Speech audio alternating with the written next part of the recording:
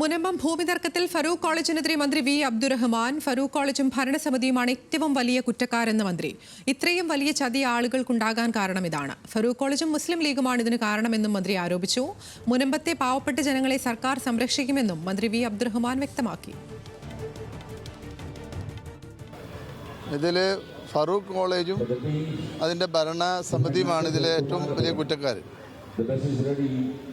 അതിലേറ്റവും പ്രധാനപ്പെട്ടൊരു കാര്യം, മുസ്ലിം ലീഗിൻ്റെ നേതൃത്വത്തിലായിരുന്നു അന്ന് ഫറൂഖ് കോളേജും അതിൻ്റെ സംവിധാനങ്ങളൊക്കെ തന്നെ.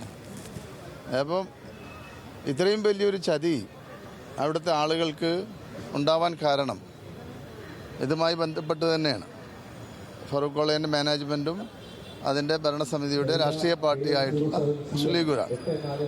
അപ്പോൾ നിലവിൽ അവർ ചതിയിൽപ്പെട്ടിരിക്കുകയാണ്. അപ്പോൾ അവരെങ്ങനെ രക്ഷപ്പെടുത്താൻ കഴിയുമെന്നാണ് ഇപ്പോൾ നമ്മൾ പരിശോധിക്കുന്നത്. സർക്കാരിനൊരു നിർബന്ധമുണ്ട്.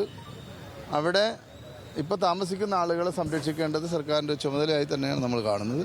അവിടെയുള്ള അവിടുത്തെ പാവങ്ങളായിട്ടുള്ള താമസക്കാരുടെ അവിടെ മറ്റു വലിയ കുടിയേറ്റക്കാരുണ്ട്, ഹോട്ടലുകളുണ്ട്, ബാറുകളുണ്ട്, അതൊക്കെ നമുക്ക് പിന്നീട് സംസാരിക്കാം.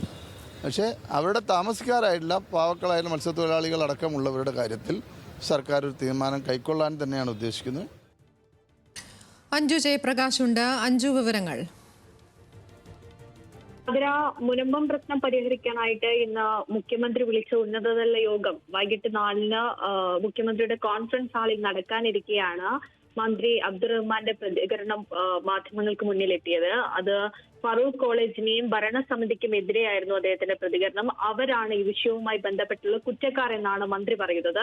ഒപ്പം തന്നെ മുസ്ലിം ലീഗിന്റെ നേതൃത്വത്തിലായിരുന്നു അന്ന് ഫറൂഖ് കോളേജും അതിന്റെ സംവിധാനങ്ങളും ഉണ്ടായിരുന്നത്.